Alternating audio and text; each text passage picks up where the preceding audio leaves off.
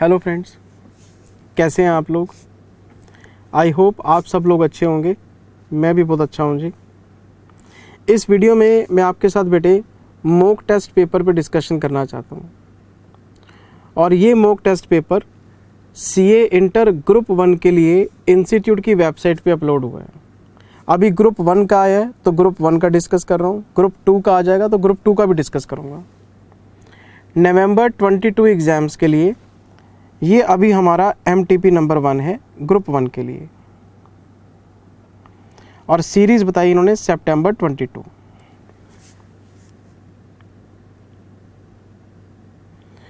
बच्चा सोच रहा है कि सर इस MTP को डिस्कस करने का ऑब्जेक्टिव क्या आपका, क्या इस MTP के अंदर कुछ नया है। तो इस बेटे पूरी MTP के अंदर ज़्यादातर क्वेश्चन वही हैं जो हमने क्लास में डिस्कस किए हुए हैं। जहाँ क्वेश्चन सेम टू सेम नज़र आएगा जो हमने क्लास में किया हुआ है, मैं क्लास बुक का क्वेश्चन रेफ़र करके आगे बढ़ जाऊंगा, और जहां मुझे कोई क्वेश्चन नया नज़र आएगा वो डिस्कस करूंगा आपके साथ। इसी तरह से हम पढ़ते हैं। तो जहां क्वेश्चन पुराना है वहां क्लास बुक का क्वेश्चन मार्क करूंगा, तो वहां पे घंटी बज जानी चाहिए कि इसको देखने की ज़रूरत नहीं है, क्लास में कवर हो चुका। चलें बेटे आगे। वही 6 क्वेश्चन है। RTP में 20 होते हैं, MTP में 6 होते हैं। 6 में से 5 करने होते हैं। पहला क्वेश्चन कंपलसरी होता है सर। लॉजिकली बात करें, पहला क्वेश्चन कंपलसरी AS का आता है। 5-5 नंबर के 4 क्वेश्चन, 20 नंबर का पेपर तो कंपलसरी है। फिर बचे आगे 5 में से 4 करने होते हैं, तो 100 में से 80 नंबर का पेपर अटैम्प्ट करना होता है आगे, तो 5 में से 4 करने होते हैं। एक ऑप्शनल होता है, लेकिन पहले वाला कंपलसरी होता है AS बेस्ड। तो मैं डिस्कशन स्टार्ट कर रहा हूँ बेटे। इंस्टीट्यूट ने वही 3 घंटे का टाइम, 100 नंबर का पेपर है जी। मैं शुरू कर लेता हूँ। हमारे पास है बेटे क्वेश्चन नंबर 1। ये हमारा है क्वेश्चन नंबर 1, और ये इसका है A part. Question number 1 A part किस चीज़ में से पूछा गया? ये पूछा गया सर अकाउंटिंग स्टैंडर्ड 2 में से। और ये हमारी क्लास बुक का, ये देखो मैंने होमवर्क किया हुआ है, सारे क्वेश्चन छांट के रखे हुए हैं। ये हमारी क्लास बुक का AS2 का क्वेश्चन नंबर 2 है सर।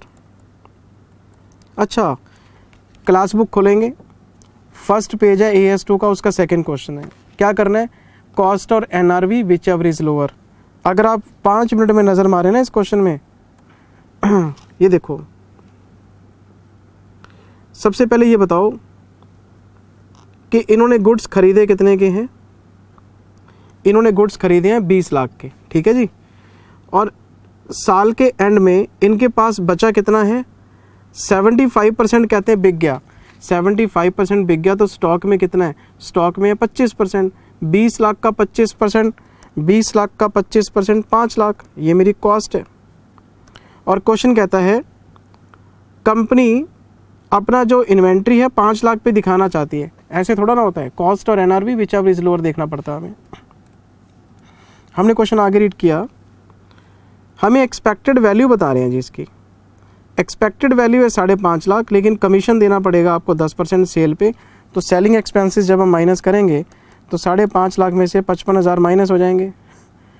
5.5 लाख में से 10% माइनस करेंगे तो 495। तो 495 is NRV which ever is lower NRV। तो 4.95 पे इसकी वैल्यूएशन। क्लास बुक का क्वेश्चन नंबर 2 है सर, सब किया हुआ है आपने। ये कोई क्वेश्चन है जी?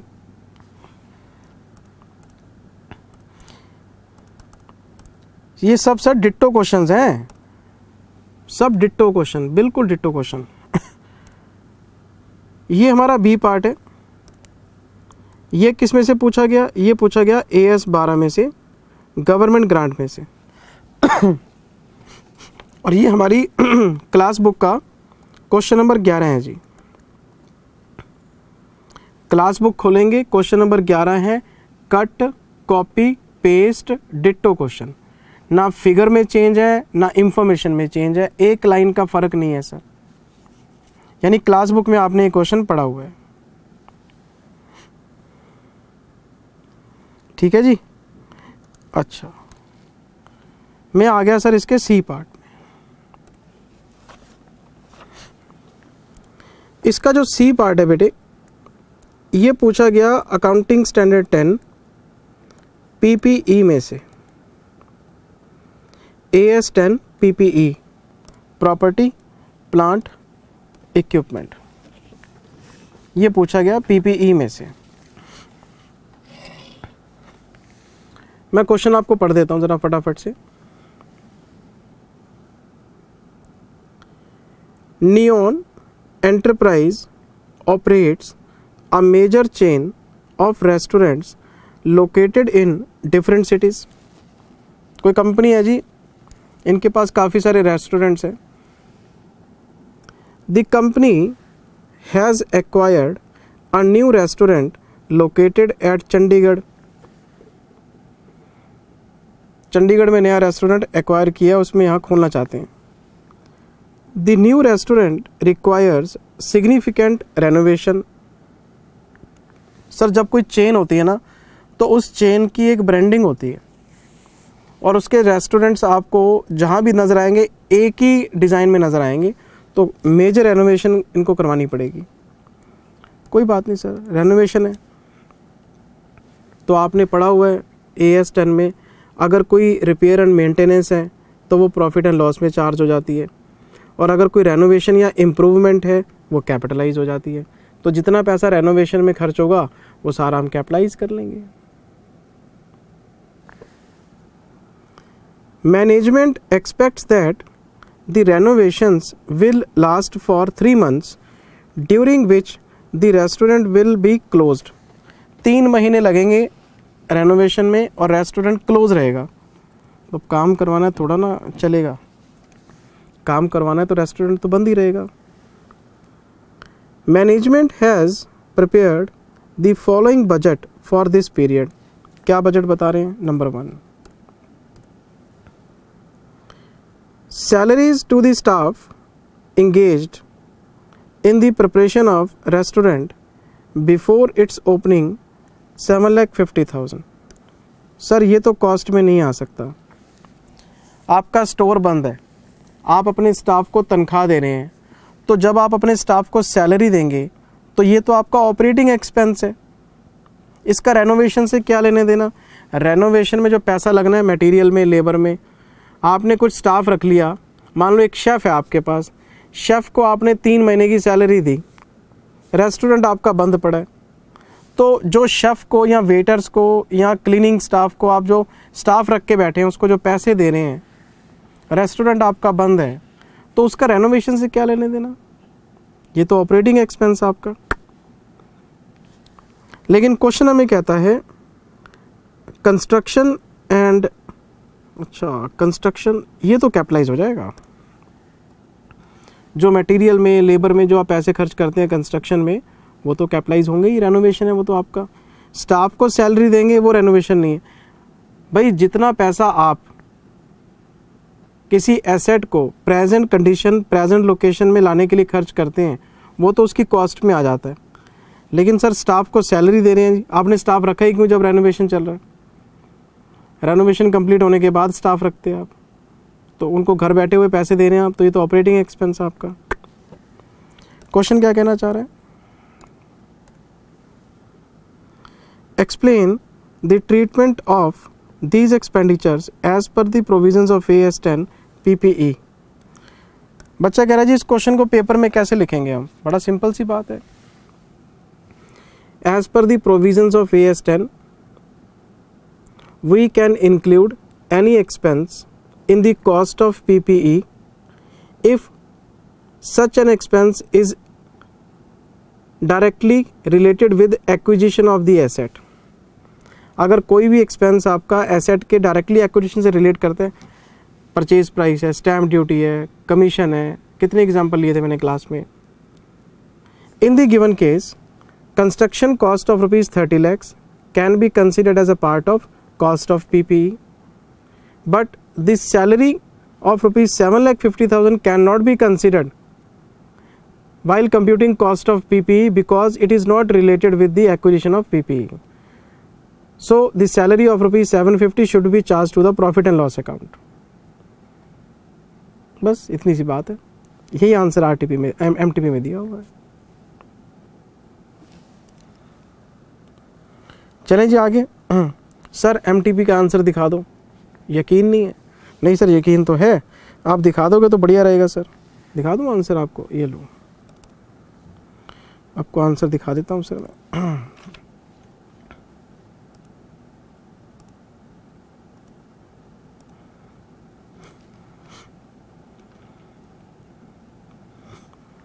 वही सिंपल सी वर्डिंग है sir,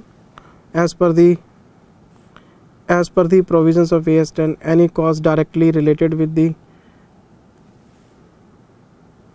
capable of operating indicated by the, यहाँ तक आप फुल स्टॉप।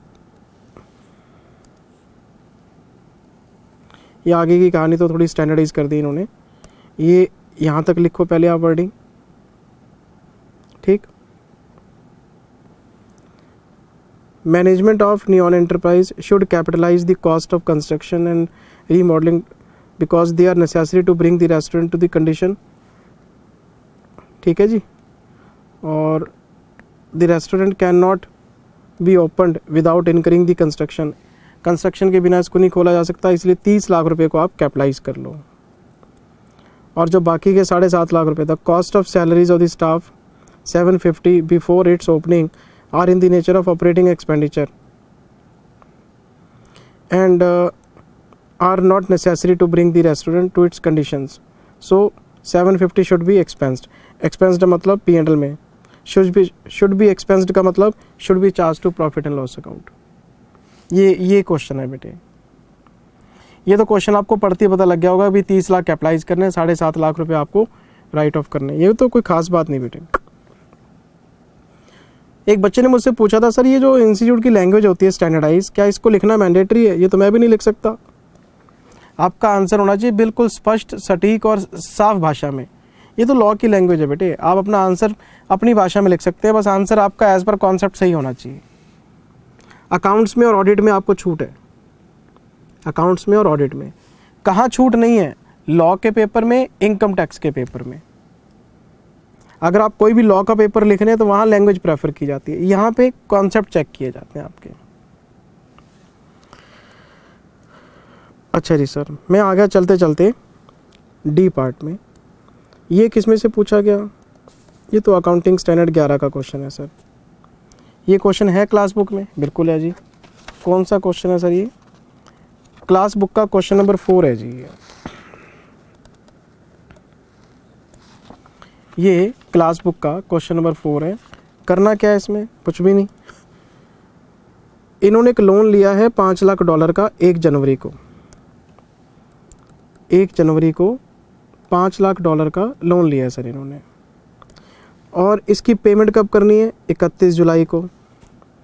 अब आपको पता है 1 जनवरी से 31 जुलाई के बीच में 31 मार्च आएगी। पहली बात, शॉर्ट टर्म बोरिंग्स की बात हो रही है। शॉर्ट टर्म बोरिंग्स मतलब 1 साल में आपको रीपेमेंट करनी है। दूसरी बात, settlement in the next year की बात हो गई। तो इसमें 3 स्टेप होंगे। पहला स्टेप इनिशियल रिकॉग्निशन, तो इनिशियल रिकॉग्निशन तो 68.5 रुपये पे होगा। दूसरा स्टेप बैलेंस शीट रिपोर्टिंग। अब ये लोन है तो मॉनेटरी आइटम है, मॉनेटरी आइटम है तो क्लोजिंग रेट पे दिखाएंगे। तो 69.5, 1 रुपये का इंक्रीज़ आ गया, तो $5 लाख हैं। 1 रुपये के हिसाब से 5 लाख रुपए का फटका लग गया आपको। तो 5 लाख रुपए का एक्सचेंज लॉस आप 31 मार्च 2021 को प्रॉफिट एंड लॉस में डालेंगे। लेकिन जब सेटलमेंट का टाइम आया तो रेट हो गया 70 रुपये का, 50 पैसे फिर बढ़ गए। तो $5 लाख का 50 पैसे के हिसाब से 2.5 लाख रुपए का फिर फटका लग गया। तो 5 लाख का फटका लग गया 31 मार्च को, 2.5 लाख का फटका आपको लगेगा 31 जुलाई को। टोटल 7.5 लाख रुपए का एक्सचेंज लॉस है आपका।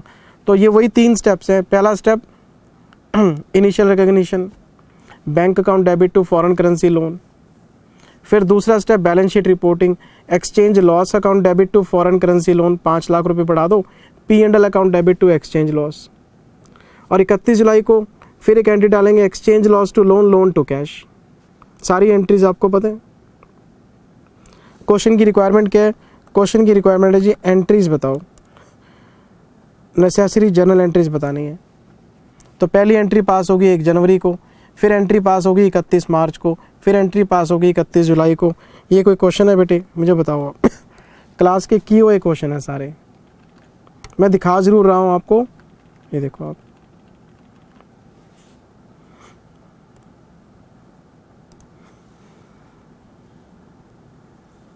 अब ये देखो इतने नालायक हैं, शॉर्टकट मारा हुआ है। फर्स्ट एंट्री जनवरी की तो ठीक है, 5 लाख का नुकसान भी ठीक है, ये 2.5 लाख का नुकसान भी ठीक है। अब इसको प्रॉफिट एंड लॉस में ट्रांसफ़र नहीं किया हुआ, इसको भी प्रॉफिट एंड लॉस में ट्रांसफ़र नहीं किया हुआ। ये शॉर्ट टर्म लोन है। जिंदल सर हम यहाँ पे क्या लिख सकते हैं? इंस्टीट्यूट बार बार यहाँ पे वर्डिंग बदल रहा है अपनी। कभी इंस्टीट्यूट इसको एक्सचेंज फ्लक्चुएशन लिख देता है, कभी इसको एक्सचेंज लॉस लिख देता है, कभी इसको ये फॉरेन एक्सचेंज डिफरेंस अकाउंट लिख देता है, कभी यहाँ पे P&L लिख देता है। बेटा जो मर्जी लिखो, जाना तो P&L में ही है। और ये शॉर्ट टर्म बोरिंग है, आपकी लॉन्ग टर्म बोरिंग तो है नहीं। और शॉर्ट टर्म बोरिंग में हम सारा जो लॉस और गेन है प्रॉफिट एंड लॉस में शिफ्ट करते रहते हैं। तो यहाँ पे अगर आप डायरेक्टली पेपर में P&L भी डेबिट करके आ जाओगे तब भी कोई दिक्कत नहीं है। मेन तो ये 2.5 लाख का नुकसान और ये 5 लाख का नुकसान है। हम क्लास में थोड़ा प्रेजेंटेशन डिटेल में सीखते हैं, यहाँ शॉर्टकट मारा हुआ है। सॉरी, चलें आगे। ये सर पहला क्वेश्चन था, मुझे तो लगता नहीं कि किसी क्वेश्चन में आपको दिक्कत होगी। पहला क्वेश्चन AS 2 में से, दूसरा AS 12 में से, तीसरा AS 10 में से, चौथा AS 11 में से। सिंपल क्वेश्चन आया हुआ है सर। मैं आ गया सर क्वेश्चन नंबर 2A में। ये कौन से चैप्टर में से आया? ये आया बेटे redemption of PSC preference share capital, और ये क्लास बुक का डिट्टो क्वेश्चन नंबर 8 है। क्लास बुक खोलेंगे, उसका क्वेश्चन नंबर 8 है। फिर भी बच्चे ने मुझे क्वेरी भेज दी व्हाट्सएप के ऊपर, ज़्यादा नहीं, अभी तक एक ही क्वेरी पूछी है बच्चे ने। मैं बता देता हूँ। बच्चा कहता है जी इन्वेस्टमेंट अलाउंस रिजर्व लिखा हुआ है 20,000, out of which 15,000 is not as free reserve. बेटे इतनी बात तो कॉमन सेंस की है कि अगर क्वेश्चन में इन्वेस्टमेंट अलाउंस रिजर्व 20,000 का बता रहा है और खुद बोल रहा है कि 15,000 फ्री नहीं है, तो इसका मतलब क्या हुआ? 5,000 फ्री है। और अगर 5,000 फ्री हैं तो आप यूज़ कर लो फ्री रिजर्व की तरह, जैसे P&L GR को आप यूज़ करते हो। बच्चे ने डाउट क्या पूछा? जिंदल सर इन्होंने 5,000 क्यों यूज़ किया आंसर में? अरे भाई क्वेश्चन साफ कह रहा है 20,000 में से 15,000 फ्री नहीं है, तो 5,000 फ्री है, यूज़ कर लो। कॉमन सेंस की बात है। और क्लास बुक में ये क्वेश्चन नंबर 8 है, ये बात डिस्कस हो चुकी। ये इसका B पार्ट है बेटे। ये आया इंश्योरेंस क्लेम में से, वही गुड्स ऑन अप्रूवल बेसिस वाला पॉइंट है। और ये question cut copy paste ditto class book में है, मैंने करवाया हुआ है सर क्लास में।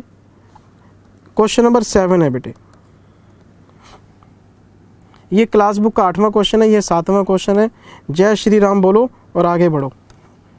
जो क्वेश्चन क्लास में किए हुए हैं उसमें क्या मत्था मारना सर। मैं आ गया सर 3A में। ये आया फॉरेन ब्रांच में से।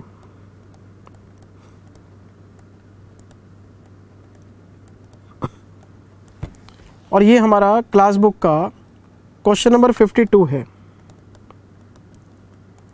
Cut copy paste, cut copy paste. कभी ये 2 से गुना कर देते हैं, कभी 4 से डिवाइड कर देते हैं, फिगर्स को शॉर्ट कम कर देते हैं, बढ़ा देते हैं, यही चल रहा है बस। क्वेश्चन वही है अपना। आप क्लास बुक का क्वेश्चन नंबर खोलेंगे 52, उसके फिगर्स इसके साथ मैच करेंगे तो आपको देखने को मिलेगा कि कहीं ना कहीं आपको लगेगा 4 से गुना कर रखे हैं या 4 से डिवाइड कर रखे हैं। सारी information cut copy paste same है सर। और आपको पता है फॉरेन ब्रांच में करना क्या होता है? फॉरेन ब्रांच में आपको रेट का सिलेक्शन करना होता है, एक्चुअल रेट। और सबसे बड़ी बात, ये क्वेश्चन है नीफो का, ईफो का नहीं है, नीफो का। ईफो और नीफो में क्या फ़र्क है? सिर्फ एक, ये जो एसेट्स हैं, ये जो एसेट्स हैं, अगर आप इस पे लगाते हैं एक्चुअल रेट तो ये क्वेश्चन आपका है इफो का। और अगर आप इस पे लगाते हैं क्लोजिंग रेट तो ये बन जाता है नीफो का।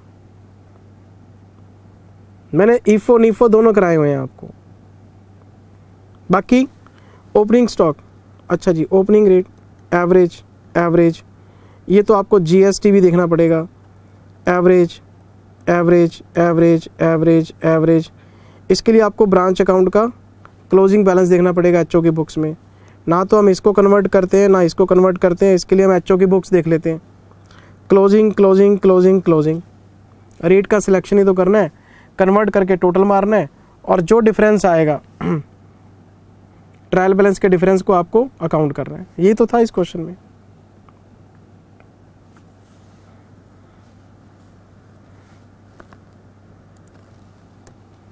अच्छा जी, और ये एडजस्टमेंट्स गिवन है और ये सारे एडजस्टमेंट्स आपको ट्रायल बैलेंस में इनकॉर्पोरेट करने हैं। देखो क्वेश्चन में क्या लिखा हुआ है, incorporating adjustment given salary is outstanding. एक तरफ सैलरी प्लस हो जाएगी और एक नया अकाउंट खुल जाएगा आउटस्टैंडिंग सैलरी। डेप्रिसिएशन, एसेट्स के बैलेंस कम हो जाएंगे, डेप्रिसिएशन रिकॉर्ड कर देंगे, डेप्रिसिएशन टू एसेट्स। जीएसटीबी जीएफएच के सामने लिख देंगे और एचओ अकाउंट के सामने ये लिख देंगे। क्लोजिंग स्टॉक ट्रायल बैलेंस में आता नहीं, इस पर क्लोजिंग रेट लगा के ट्रेडिंग में और बैलेंस शीट। सारा क्वेश्चन डिट्टो है बेटे, कुछ करना ही नहीं, सिंपल क्वेश्चन है। अच्छा जी, फिर हमारे पास है इसका बी पार्ट। ये डिपार्टमेंटल का क्वेश्चन है जी, ये डिपार्टमेंटल का क्वेश्चन है और ये हमारी क्लास बुक का क्वेश्चन नंबर 12 है जी। Cut, copy, paste, ditto. मेरे पास कुछ बोलने लायक है ही नहीं।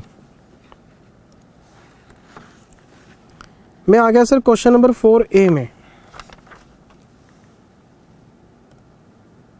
अब कहने को मैं आपको ये होमवर्क में दे सकता हूं, ये सिंगल एंट्री का क्वेश्चन है जी, ये सिंगल एंट्री का क्वेश्चन है, लेकिन मैं आपको करवा देता हूं बेटे।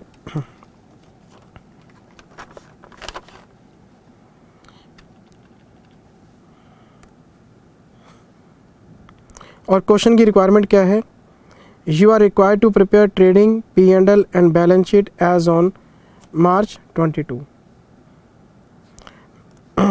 कितने नंबर का क्वेश्चन आया हुआ है ये आया सर 14 नंबर का क्वेश्चन, 14 + 6, तो 14 मार्क्स का क्वेश्चन है।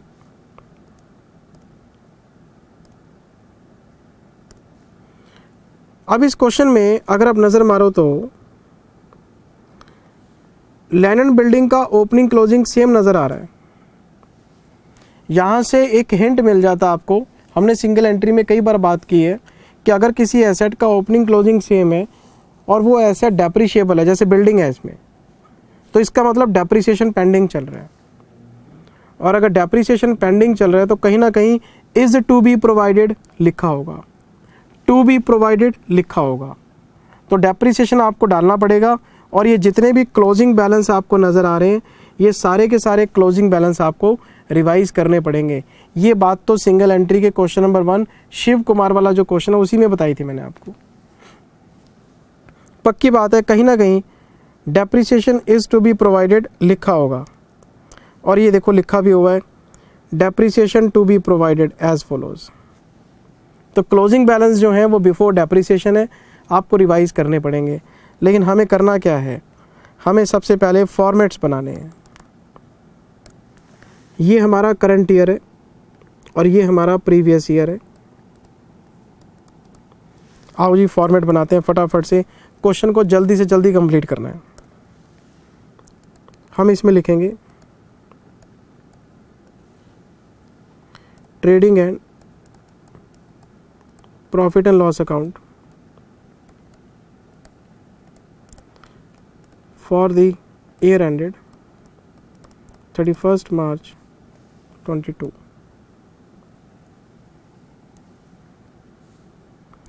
फॉर्मेट हमने क्लास में सीखे हुए, प्रेजेंटेशन भी आपने क्लास में सीखा हुआ है, प्रेजेंटेशन वही मेंटेन करना जो क्लास में मैंने आपको सिखाया था। मैं एमटीपी करा रहा हूँ सर, थोड़ा सा रफ चलूँगा यहाँ पे मुझे आपका टाइम बचाना है क्योंकि एग्ज़ाम डेज चल रहे हैं आपके, मैं आपका समय नष्ट नहीं करना चाहता। प्रेजेंटेशन क्लास के हिसाब से, ठीक है जी।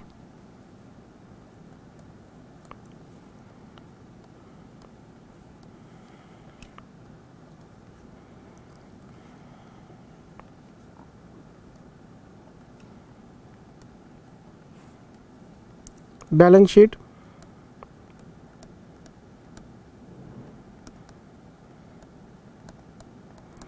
Thirty first March 22।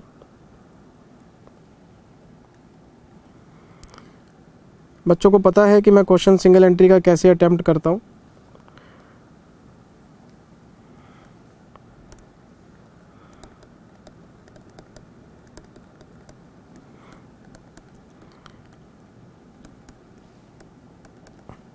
इसके बाद हम शुरू कर लेते हैं वर्किंग नोट्स, है ना। याद है, याद है कि नहीं है जिंदल सर? कुछ कुछ तो याद है, कुछ कुछ याद है।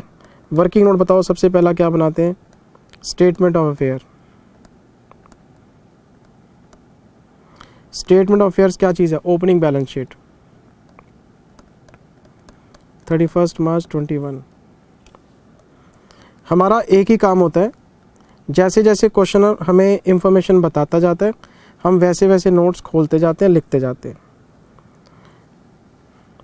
हम क्वेश्चन को हमेशा सिस्टमेटिकली तरीके से हैंडल करते हैं।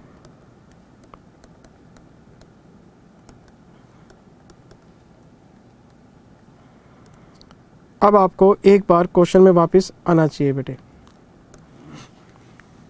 आओ मेरे साथ क्वेश्चन में वापस आओ। ये मेरे को पॉज करके अपनी वर्किंग पूरी कर लेना। ये देखो आप, हमारे पास सबसे पहले ओपनिंग क्लोजिंग है। सबसे पहले हमारे पास क्या है? Land and building. हमारे पास है लैंड एंड बिल्डिंग अकाउंट, तो हमें सबसे पहले लैंड एंड बिल्डिंग अकाउंट ही बनाना चाहिए। लैंड एंड बिल्डिंग पे बताओ डेप्रिसिएशन कितने परसेंट है? 5% है जी। और एक बात और देखो, अगर ओपनिंग क्लोजिंग सेम है तो ना कोई सेल हुई ना कोई परचेज हुई। सेल परचेज कुछ है ही नहीं। और अगर सेल परचेज कुछ नहीं है तो 25,000 रुपये का डेप्रिसिएशन लगाना है सिर्फ आपने, और 475 का क्लोजिंग आ जाएगा। तो अगर आप इसमें वर्किंग बनाएं तो मैं इसमें सेकंड वर्किंग नोट बनाना चाहता हूँ।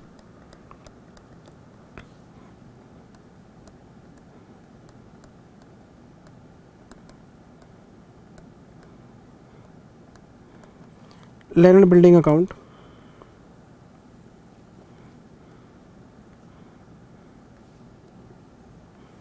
मैंने लिखा है इसमें टू बैलेंस बीडी।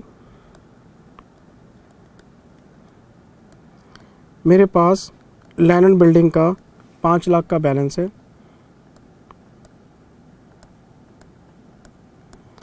मैंने लिखा जी बाय डेप्रिसिएशन, और फिर मैं लिखूंगा जी by balance CD.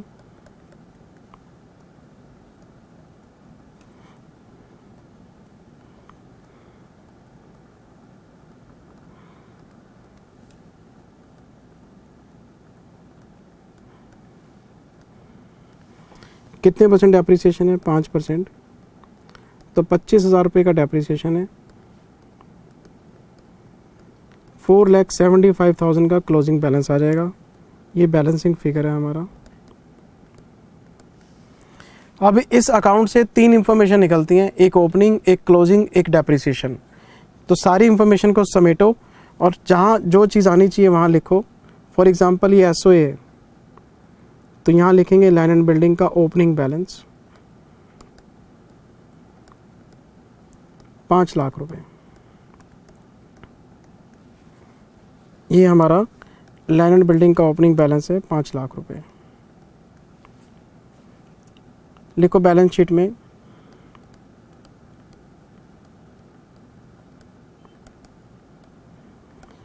Land and building second working note 4,75,000 rupees. और जो 25,000 रुपये का डेप्रिसिएशन है वो कहाँ जाएगा? वो जाएगा P&L में।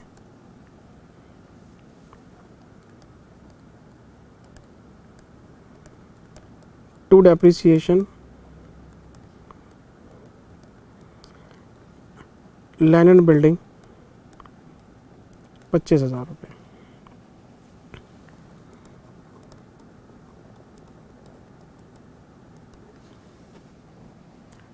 एक अकाउंट निपटा दिया। क्वेश्चन में वापसी करो।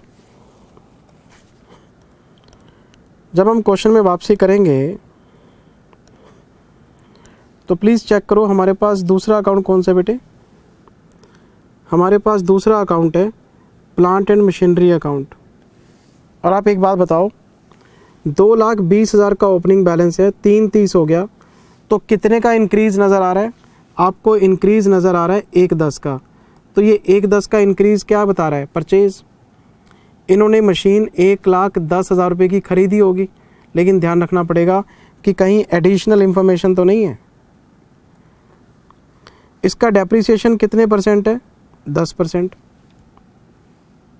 1,10,000 से इंक्रीज़ हो गई, 10% का डेप्रिसिएशन है।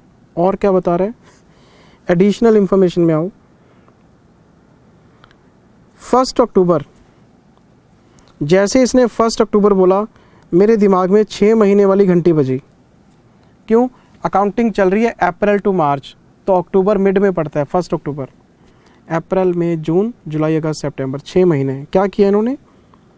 They have sold a machine having book value 40,000 opening. अच्छा, अगर मेरे पास 2,20,000 रुपये का ओपनिंग बैलेंस है, मैंने इसमें से 40,000 की मशीन बेच दी, तो मेरे पास जो ओपनिंग बैलेंस बच गया वो 1,80 का है। मेरे पास जो क्लोजिंग है वो 3,30 है। मैं सोच रहा था मैंने 1,10 की मशीन खरीदी है, नहीं, मैंने तो 1.5 लाख की मशीन खरीदी है। अच्छा, तो ये जो मेरे पास 1,80,000 रुपये हैं, जो ओपनिंग बैलेंस बच गया, इस पे मैं 12 महीने का डेप्रिसिएशन लगाऊंगा। इस पे मैं 6 महीने का डेप्रिसिएशन लगाऊंगा, क्योंकि 40,000 रुपये की मशीन साल के आधे में 6 मंथ्स बाद मैंने बेच दी है, हाफ ईयर में, तो इस पे 6 महीने का डेप्रिसिएशन। और जो मैंने ख़रीदी है, इसकी डेट आपको दे रखी होगी, इन्होंने मशीन ख़रीदी है 1 जनवरी को, तो इस पे मैं लगाऊंगा 3 महीने का डेप्रिसिएशन, जनवरी फरवरी मार्च। तो इसमें डेप्रिसिएशन वर्किंग बहुत प्यारी है। और अगर आपने वो शिव कुमार वाला क्वेश्चन किया हो, उसमें भी ये पॉइंट था, डिट्टो पॉइंट आ गया। तब आपको करना क्या है? सबसे पहले तो 40,000 का हिसाब निपटाओ। 40,000, इसका 10% और 6 महीने का डेप्रिसिएशन, तो ये बनता डेप्रिसिएशन 2,000। 40,000 रुपये की एसेट है, 2,000 का डेप्रिसिएशन है, तो इसकी बुक वैल्यू बनती है 38,000। बताओ इसको बेचा कितने में? इसको 15,000 के लॉस पे बेचा इन्होंने। 15,000 के लॉस पे बेचने का मतलब इनको 23,000 रुपीज़ मिले होंगे। Bank account debit 23,000, P&L account debit 15,000 रुपये, डेप्रिसिएशन डेबिट 2,000 रुपये। पता है क्या एंट्री बनेगी? Depreciation debit 2,000, bank debit 23,000, P&L debit 15,000, to machine 40,000। Machine को बेचने की ये एंट्री पास होगी।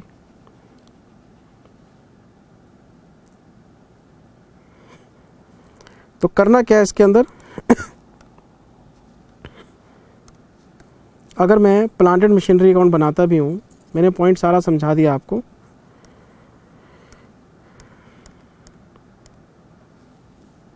अगर मैं इसमें थर्ड वर्किंग नोट बनाता हूँ,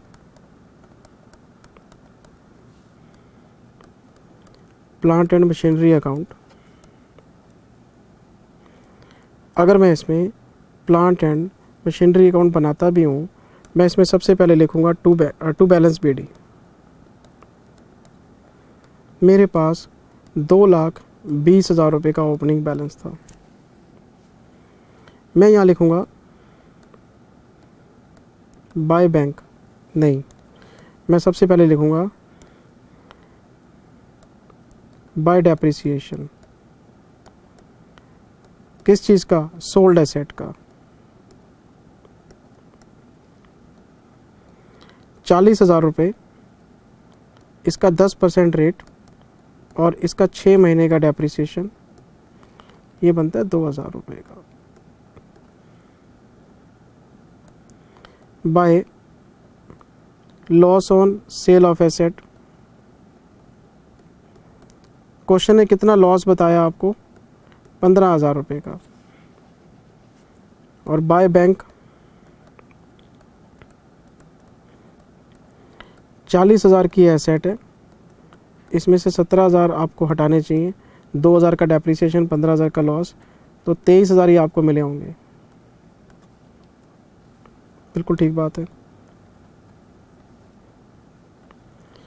अब आपको लिखना चाहिए टू बैंक,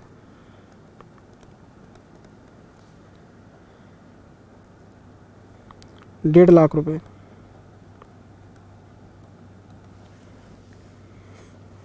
अब ये 1.5 लाख कैसे आए? 3,30,000 रुपये का क्लोजिंग बैलेंस था,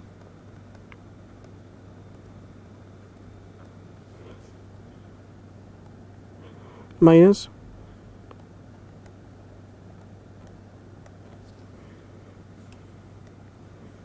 ये क्लोजिंग बैलेंस है, ये ओपनिंग बैलेंस है।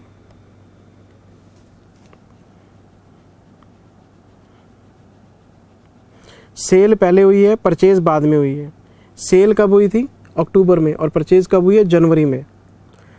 तो परचेज करने से पहले मेरे पास 180 रह गया था, 220 में से 40 बेच दिया, 180 रह गया। अब 3.5 है, तो 1.5 लाख का खरीदा होगा हमने। अब हमें लिखना चाहिए बाय डेप्रिसिएशन।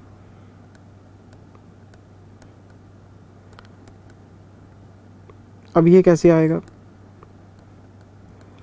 1,80,000 का हमारा जो बैलेंस है पुराना है, इस पे 10% पूरे साल का बनता है 18,000। और जो हमने ख़रीदा है 1.5 लाख का, इस पे बनता है 10% 3 महीने का सिर्फ।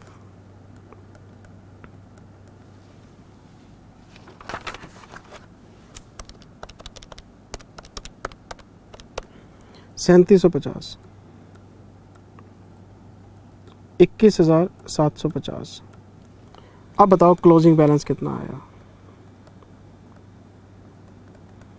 बैलेंसिंग फिगर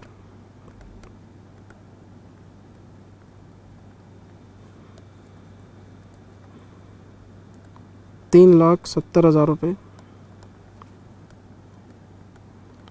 3,70,000 रुपये माइनस 2,000 माइनस 15,000 माइनस 23,000 माइनस 21,750, 30,8250।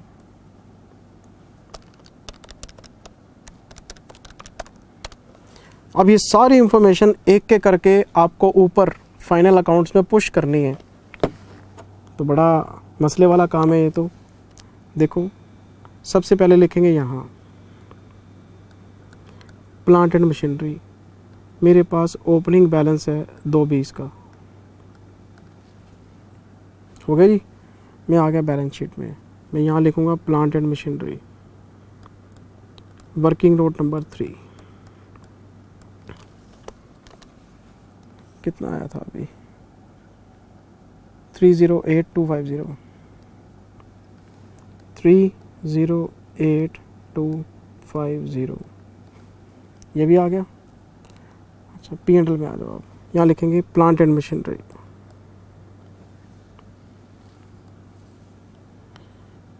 एक तो डेप्रिसिएशन ये रहा 21,750, एक ये रहा 2, तो 23,750 बनता है। 23,750 वर्किंग नोट नंबर 3। एक एंट्री आपको यहाँ पे लिख देनी चाहिए, to loss on sale plant and machinery, 15,000 रुपये का आपको ये नुकसान हो गया। डेप्रिसिएशन भी आ गया, लॉस भी आ गया, क्लोजिंग बैलेंस भी लिख दिए। एक अकाउंट आपको और बनाना चाहिए, ये है working note number 4, cash and bank account.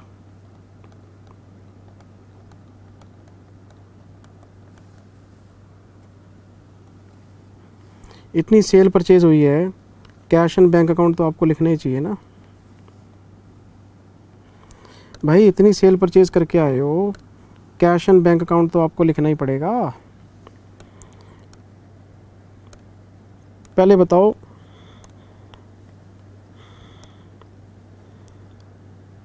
ये ओपनिंग क्लोजिंग कितना है? 25,000। क्लोजिंग पता नहीं जी।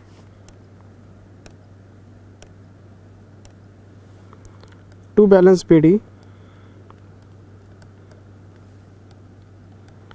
25,000 to plant and machinery account 23,000 की सेल है by plant and machinery account 1,50,000 की परचेज है।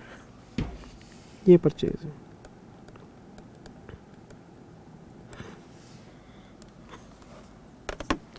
मेरे हिसाब से हमने सारी एंट्रीज को जहाँ जहाँ पोस्ट करना था कर दिया। डेप्रिसिएशन P&L में गया, लॉस P&L में गया, सेल कैश अकाउंट में आ गई, परचेज कैश अकाउंट में आ गई, ओपनिंग बैलेंस SOA में गया, क्लोजिंग बैलेंस शीट में चला गया, सब पोस्टेड है। लेकिन ये जो ओपनिंग बैलेंस है कैश अकाउंट का, जब क्लोजिंग बैलेंस आएगा तब बैलेंस शीट में लिख देंगे। अभी ओपनिंग बैलेंस है, इसको हमें SOA में लिख देना चाहिए।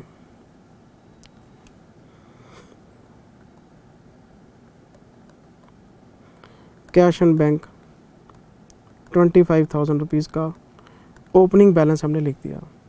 फटाफट से क्वेश्चन में वापसी करो और मुझे बताओ तीसरा अकाउंट कौन सा है आपके पास?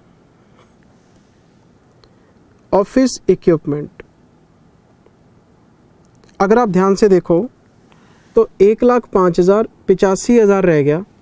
अगर 1,05,000 85,000 रह गया तो ये तो 20,000 की सेल है। इक्विपमेंट बढ़ नहीं रहा, इक्विपमेंट कम हो रहा है, कम हो रहा है तो सेल है। सेल है तो कितनी है? 20,000 की सेल है। एडिशनल इंफॉर्मेशन में आओ, बताओ ज़रा इक्विपमेंट पे डेप्रिसिएशन कितना है? 15% है जी। इक्विपमेंट में डेप्रिसिएशन 15% है, तो 85,000 मेरे पास बचा हुआ है, मैं उस पर डेप्रिसिएशन लगा दूंगा। सारी बात ठीक है, लेकिन क्वेश्चन कहता है office equipment was sold at its book value. उत्तरी बुक वैल्यू भी बेच दिया 20,000 का, 20,000 में ही, कोई नफ़ा नुकसान नहीं। और आपको बेचने की डेट बता रहा है 1 अप्रैल। लो कर लो बात, ये कौन सी डेट है? ये है in the beginning of year. मतलब साल की शुरुआत में ही आपने 20,000 का इक्विपमेंट 20,000 में बेच दिया। No depreciation is required, no loss और प्रॉफिट इज देयर। कुछ नहीं करना, ना कोई नफ़ा नुकसान है, ना कोई डेप्रिसिएशन है। सेल की तो अकाउंटिंग ही बड़ी आसान हो गई, क्योंकि साल की ओपनिंग में बेचा आपने। तो मैं तो 2 मिनट में लिख दूंगा काम, मैं तो 2 मिनट में काम पूरा कर दूंगा। यहाँ पे वर्किंग नोट नंबर 5 मैं यहाँ पे लिखूंगा इक्विपमेंट अकाउंट।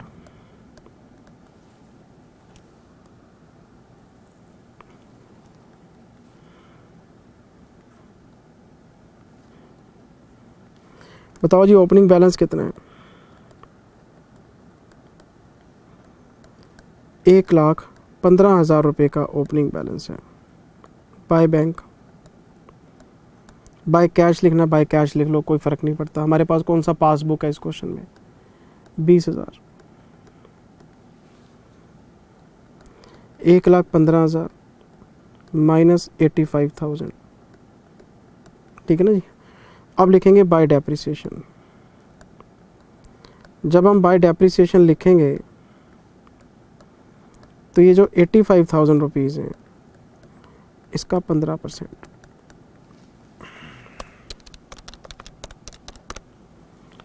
12,750 रुपये का डेप्रिसिएशन है।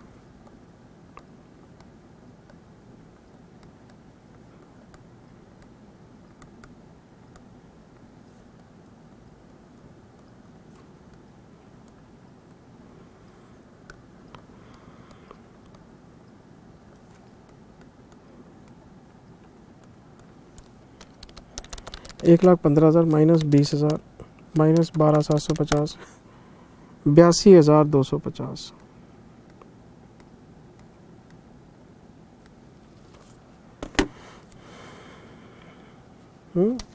एक सेकंड, कुछ गलती लग रही है मुझे।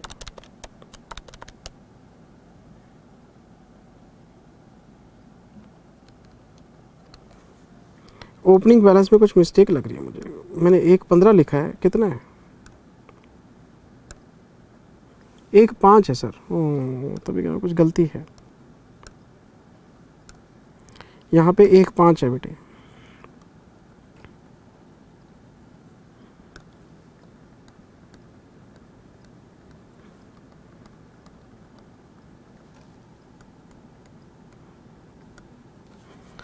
$1,05,000 माइनस 20,000 और इसका 15%, 72,250।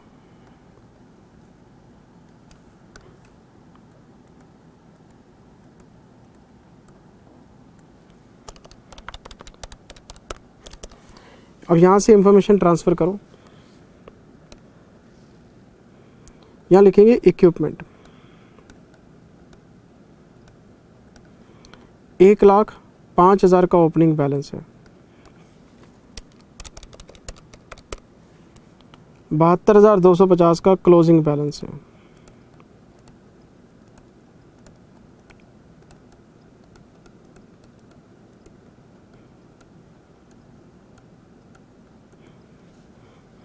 डेप्रिसिएशन P&L में जाएगा,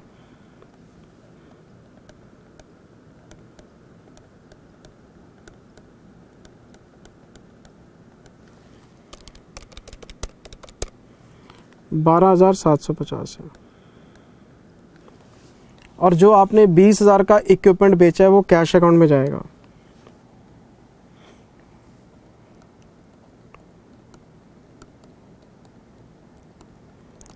यहाँ लिखेंगे सोल्ड, ₹20,000। होगी नहीं सारी अकाउंटिंग। अब हमें क्वेश्चन में वापस चलना चाहिए। हमारे पास नेक्स्ट ओपनिंग क्लोजिंग है डेटर्स अकाउंट का।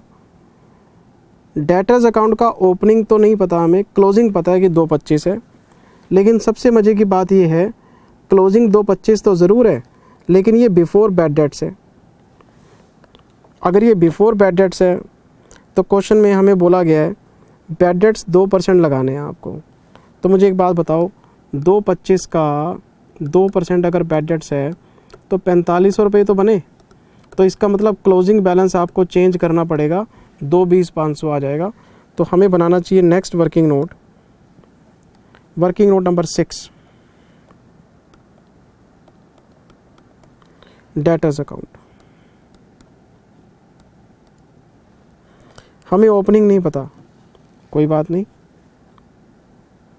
अगर हमें ओपनिंग नहीं पता कोई बात नहीं, हमें इतना तो पता ना कि बाय बैड डेट्स कितना करना है।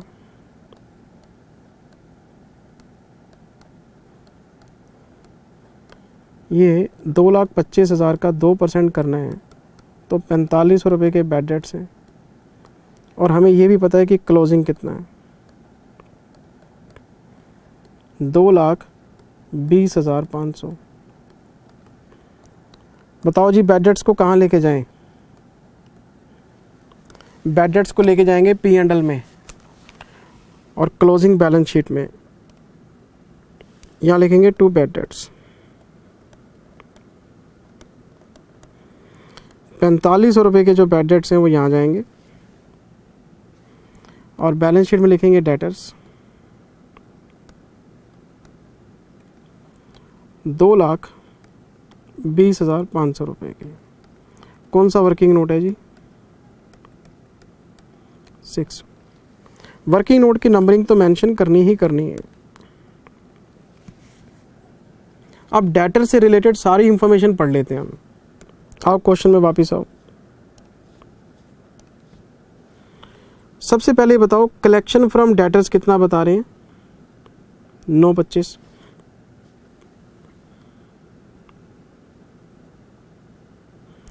डिस्काउंट अलाउड कितना बता रहे हैं? 5,500।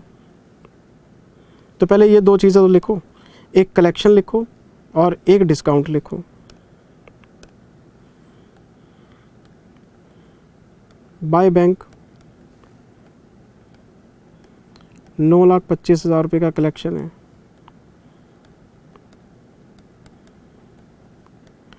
बाय डिस्काउंट 5500 रुपये का डिस्काउंट है। एक एंट्री कैश में जाएगी, एक P&L में जाएगी। कैश अकाउंट में लिखो 2 डेटर्स,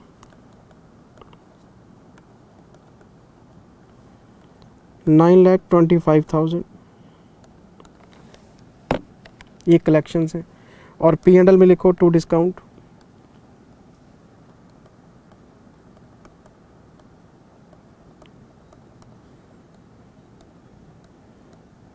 5500 रुपये। डेटर्स की इंफॉर्मेशन हो गई सारी। क्वेश्चन में वापसी करो। अब इस क्वेश्चन में क्रेडिट सेल का आपको हिंट बता रखा है कि ये टोटल सेल का 80% है। मुझे एक बात बताओ, अगर आपकी क्रेडिट सेल टोटल सेल का 80% है तो फिर कैश सेल कितनी होगी? कैश सेल तो 20% ही होगी। क्या क्वेश्चन में कैश सेल गिवन है? ये रही सर कैश सेल, कितनी है? 2.5 लाख। तो क्या हम टोटल सेल निकाल सकते हैं? तो अगर 2.5 लाख रुपए 20% है तो फिर 100% कितनी होगी? 12.5 लाख। बिल्कुल ठीक है जी।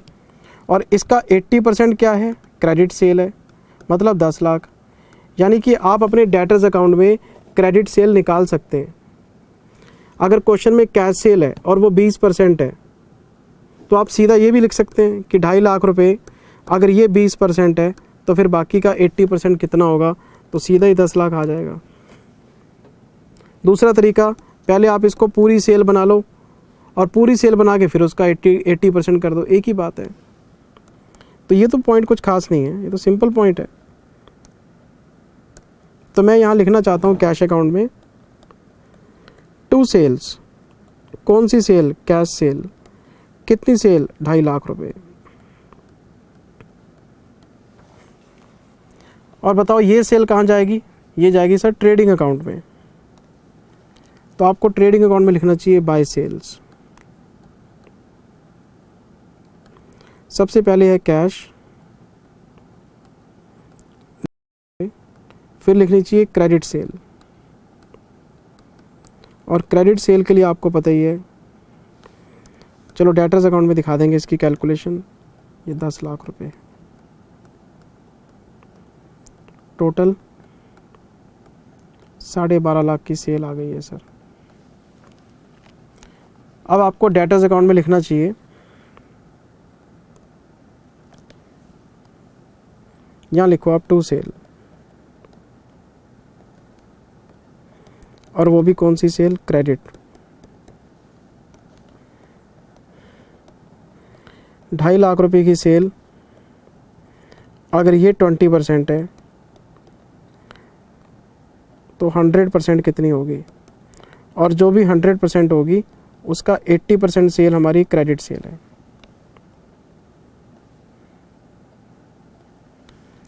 बताओ जी कितनी अमाउंट आ गई है?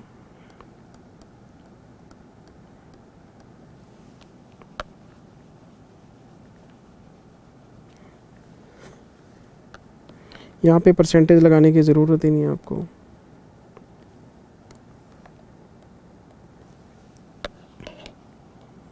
लगाओ जी ज़रा टोटल इसका। 9, 25, 5500, 4500, 2, 20, 500, टोटल 11,55,500 रुपये। 11,55,500 रुपये। तो बाकी क्या है? ये डेटर्स का ओपनिंग बैलेंस जो मिसिंग चल रहा था वो मिल गया हमें।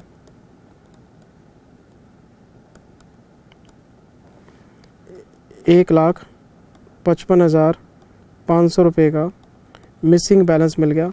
और इसको उठा के कहाँ लेके जाएंगे हम? स्टेटमेंट ऑफ अफेयर में, क्योंकि ओपनिंग बैलेंस है ये। लिखो SOA में डेटर्स,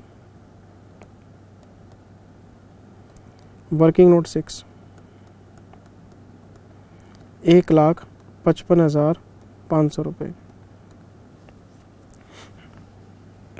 हमें क्वेश्चन में वापसी करनी चाहिए।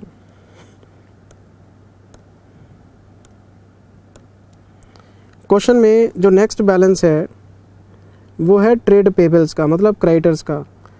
तो क्रेडिटर्स का ओपनिंग पता है, क्लोजिंग नहीं पता, कोई बात नहीं, अकाउंट तो बनाओ। वर्किंग नोट 7 हमने बनाया जी creditors account.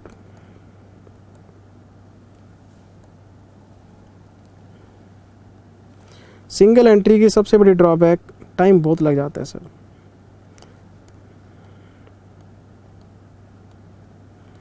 Bye balance BD 95,000, to balance CD अभी पता नहीं, तो ज़रा इंफॉर्मेशन पूरी कर दें इसकी। आओ जी ज़रा,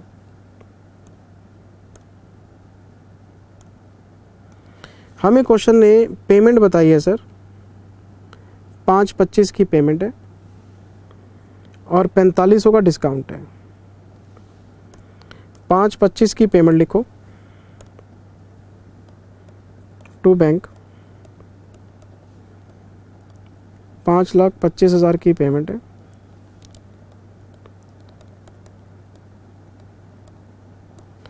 $4500 का डिस्काउंट है।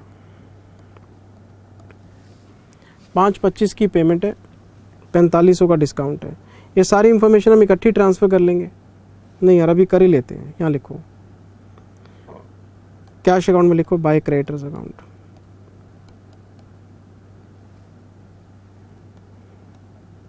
$5/25 पेमेंट हो गई। डिस्काउंट को लिखो P&L अकाउंट में, यहाँ लिखेंगे बाय डिस्काउंट। डिस्काउंट अलाउ करते हैं तो एक्सपेंस है, डिस्काउंट रिसीव करते हैं तो इनकम है। 4500 की इनकम आ गई। और क्या रहेगा? एक स्टेटमेंट ऑफ अफेयर में आपको लिखना चाहिए क्रेडिटर्स का ओपनिंग बैलेंस। क्रेडिटर्स का ओपनिंग बैलेंस है 95,000 रुपीज़ का। जितनी इंफॉर्मेशन मेरे पास थी सारी नोट हो गई है। क्वेश्चन में वापसी करते हैं एक बार, आओ फटाफट से।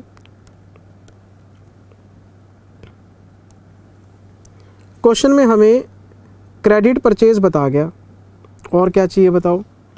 क्रेडिट परचेज कितने की है? 540 की है। लेकिन क्वेश्चन ये कहता है आपकी जो कैश परचेज है वो टोटल परचेज का 40% है। इसका मतलब ये 60% है। पिछली बार हमने कैश सेल से क्रेडिट सेल निकाली थी, अब हम क्रेडिट परचेज से कैश परचेज निकाल सकते हैं कि अगर 5,40,000 रुपये की क्रेडिट परचेज है और ये 60% है तो 40% कितना? तो कैश परचेज आ जाएगी। तो दोनों चीज़ हम लिख देते हैं, आओ मेरे साथ। हमें यहाँ लिखना चाहिए बाय परचेजेस, और वो भी कैश। कैसे आएंगे? 5,40,000 रुपये की क्रेडिट परचेज है और ये 60% है, तो फिर इसका 40% कितना होगा? 3,60,000।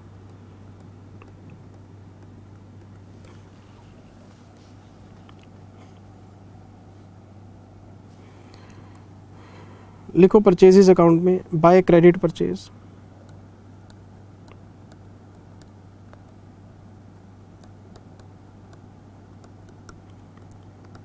$5,40,000 रुपये की परचेज बता गया हमें।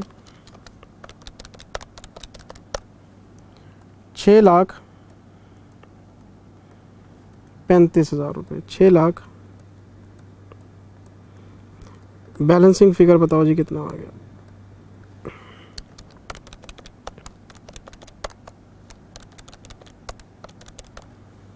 $10,55,00। इसको आप बैलेंस शीट में ट्रांसफ़र करो। लेकिन इससे भी पहले यहाँ लिखो to purchases.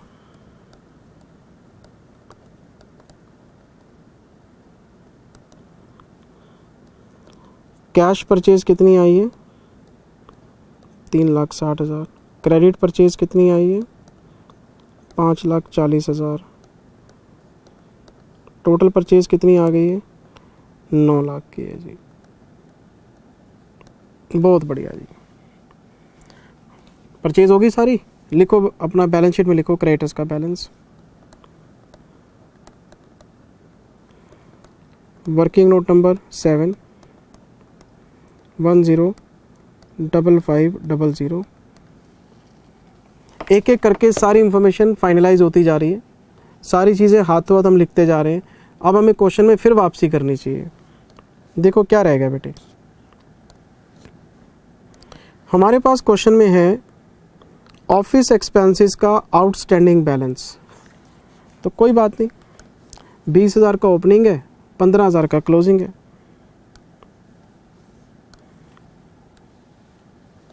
Working note number 8, office expense account बना लेते हैं। प्रीपेड के बैलेंस होते हैं डेबिट, आउटस्टैंडिंग के बैलेंस होते हैं क्रेडिट। ये बात तो सारे बच्चों को पता ही है। हमें यहाँ लिखना चाहिए by balance BD. Opening balance कितना है? 20,000।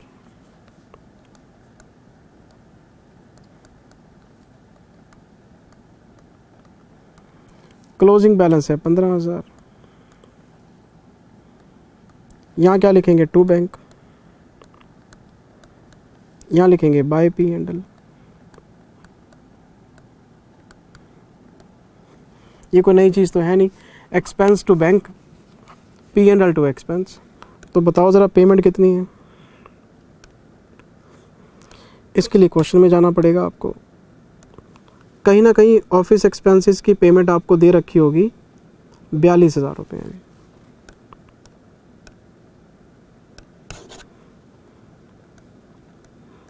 लगाओ ज़रा इसका टोटल।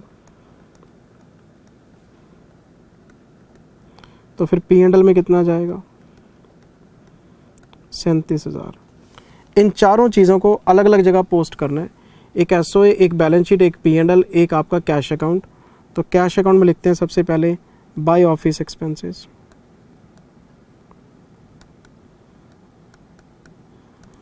$42,000 की पेमेंट है, ठीक है जी। आओ पी एंड एल में लिखो, to office expense, working note number 7,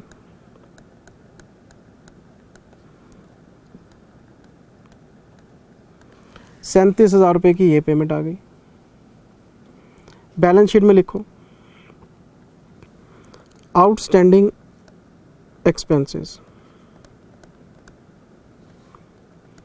ये 15,000 है। अच्छा, ओपनिंग कितना था? ओपनिंग 20 था शायद।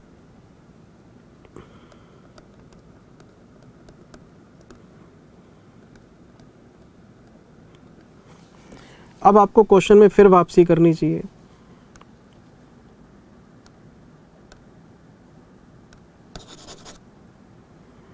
क्वेश्चन में हमें स्टॉक के बारे में बता रहा है।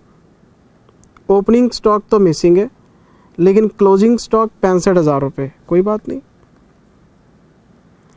लेकिन अगर क्वेश्चन आप रीड करें तो आपको जीपी रेशियो बता गया कॉस्ट प्लस 25%।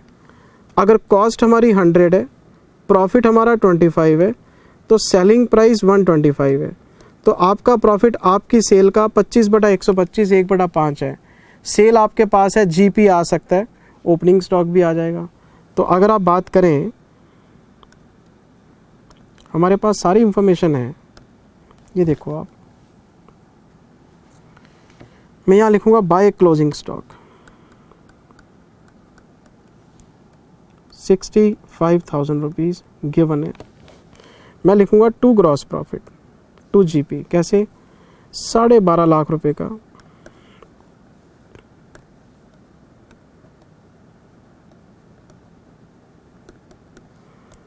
12.5 लाख रुपए की सेल है और इसका 25/125, तो 2.5 लाख रुपए का आपका ग्रॉस प्रॉफिट बनता है। और इस जीपी को आप यहाँ लिख सकते हैं बाय ग्रॉस प्रॉफिट। 2.5 लाख रुपए आपके यहाँ पे आ जाएंगे।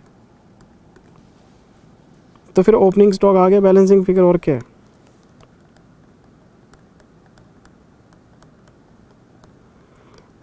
क्वेश्चन बेटे पहले ही लेंदी है, मैं इसलिए ओपनिंग स्टॉक यहीं पे बैलेंसिंग फिगर लिख रहा हूँ। मेरे को प्लीज़ व्हाट्सएप पे डाउट मत भेजना कि सर ये तो मेमोरेंडम ट्रेडिंग बन गया। मेरा क्वेश्चन पहले ही बहुत लेंदी है बेटे, टाइम बचाने के लिए मैंने यहीं लिख दिया, नहीं तो ओपनिंग स्टॉक की कैलकुलेशन के लिए भी नोट बनना चाहिए। ट्रेडिंग अकाउंट के अंदर जब भी हम स्टॉक को बैलेंसिंग फिगर लिखते हैं वो मेमोरेंडम ट्रेडिंग होता है। इंश्योरेंस क्लेम में सीखा हुआ आपने, लेकिन यहाँ ऑलरेडी टाइम बहुत कम है हमारे पास। 12.5 65 13,15,000, उतने नंबर तो आपको मिलने नहीं है वर्किंग नोट के जितना आप टाइम गवा दोगे, और कोई दूसरा क्वेश्चन का नुकसान हो जाएगा आपका। हमारा ओपनिंग स्टॉक है 1,65,000 रुपये का। एक बार चेक कर लूँ, 12.5 लाख प्लस 65,000 माइनस 11,25 माइनस 25, ठीक है जी। ये सारी इंफॉर्मेशन आगे ट्रांसफ़र करो।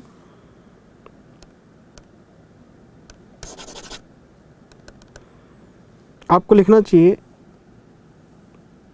यहाँ पे स्टॉक 65,000 रुपीज़ गिवन, ये तो क्लोजिंग स्टॉक है। यहाँ लिखेंगे स्टॉक, ट्रेडिंग अकाउंट में आया ये,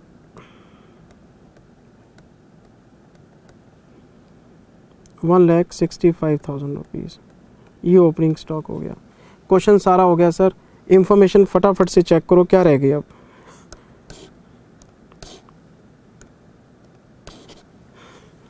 हमारा रह गया सिर्फ एक लोन का पार्ट।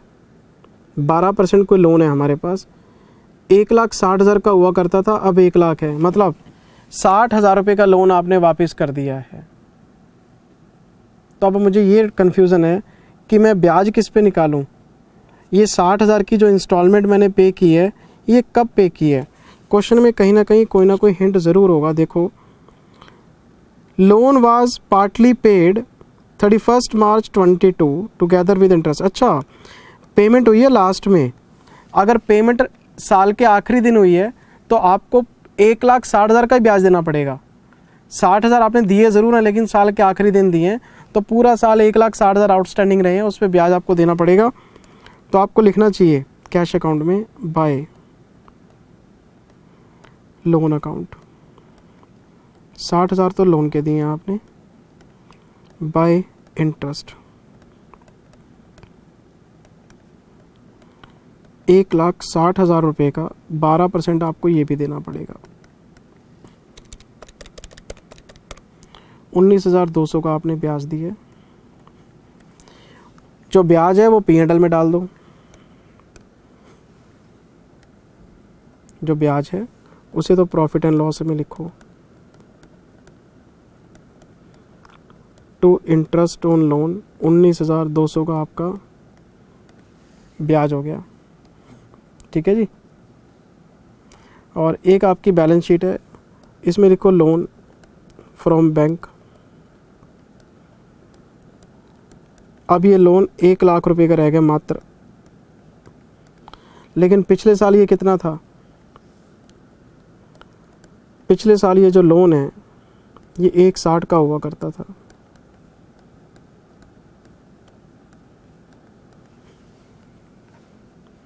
हो गई सारा काम नक्की। क्या रह गया क्वेश्चन में, आओ वापस आओ।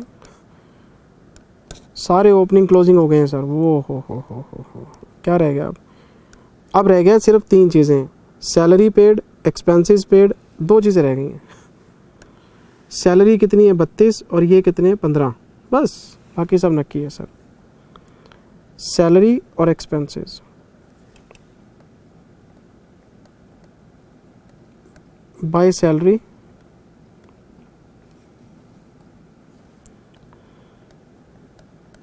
By selling expenses. लगाओ बेटे, कैश एंड बैंक अकाउंट का टोटल लगाओ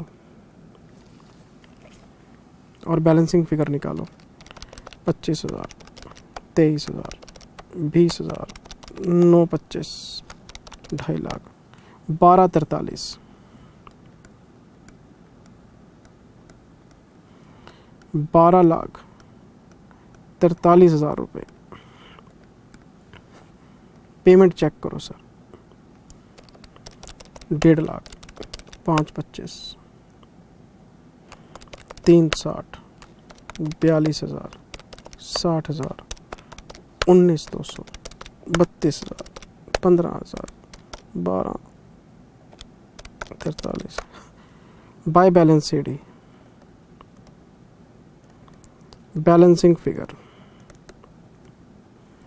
39,800 रुपये। 25, 23, 20, 9, 25, 2.5 lakh minus 1.5 lakh minus 5,25 minus 3,60 minus 42,000 minus 60,000 minus 19,200 minus 32,000 minus 15,000 minus. बिल्कुल ठीक है जी। 39,800 का बैलेंसिंग फिगर आ गया। लिखो जी, बैलेंस शीट में लिखो बैंक बैलेंस, वर्किंग नोट 4 39,800। यहाँ लिखो पी एंड एल में टू सैलरी 32,000 रुपये, टू सेलिंग एक्सपेंस 15,000 रुपये। लगाओ जी टोटल 2.5 लाख 45,000, 2,54,500 रुपये, 25,000, 23,750, 12,750, 15,000, 45,000, 55,000, 37,000, 19,200, 32,000, 15,000 माइनस 254। नेट प्रॉफिट आ गया जी 64,800। अब क्या करना है, एसओए का टोटल लगाओ बस, और क्या करना है। और एसओए का टोटल लगा के ओपनिंग कैपिटल बताओ कितनी आ रही है। 5 lakh, 2,20,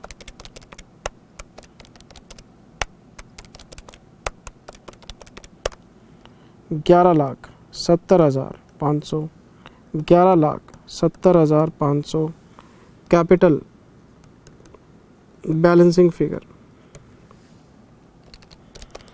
1,60,000, 95,000, 20,000 minus 11,70,500,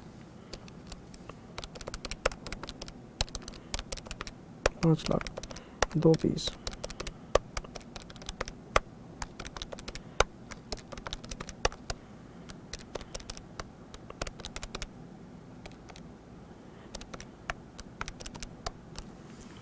eight 9,5,500।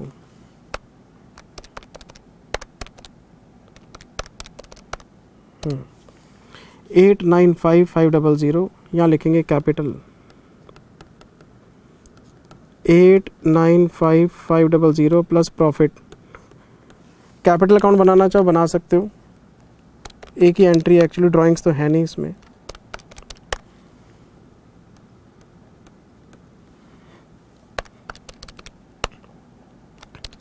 Eight plus 64,800, 1 lakh plus 11,80,800, 11,80,800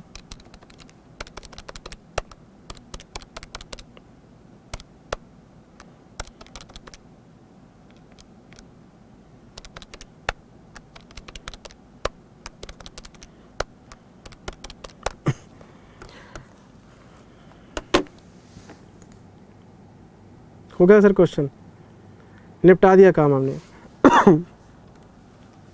single entry का क्वेश्चन एज यूजुअल, जैसे क्लास में टाइम लगता है सर, टाइम तो लगेगा, इतनी सारी वर्किंग नोट्स बनाने हैं। तो हम कहाँ थे, हम थे आरटीपी में। हम कहाँ थे, हम थे क्वेश्चन नंबर 4 के बी पार्ट में। ये बेटे पूछा गया इन्वेस्टमेंट अकाउंट में से,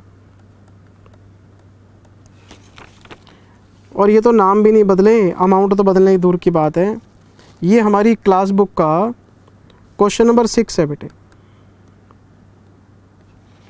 सिंगल एंट्री का जो क्वेश्चन था वो था क्वेश्चन नंबर 4 का ए पार्ट, वो मैंने करा दिया।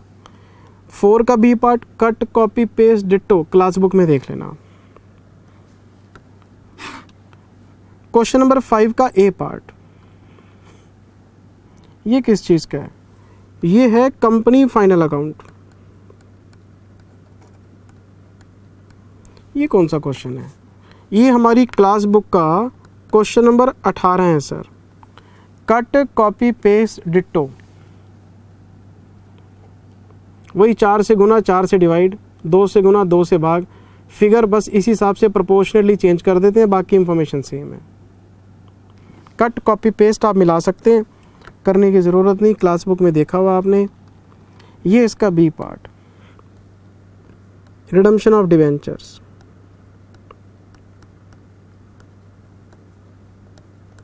ये हमारी क्लास बुक का सर क्वेश्चन नंबर 3 है।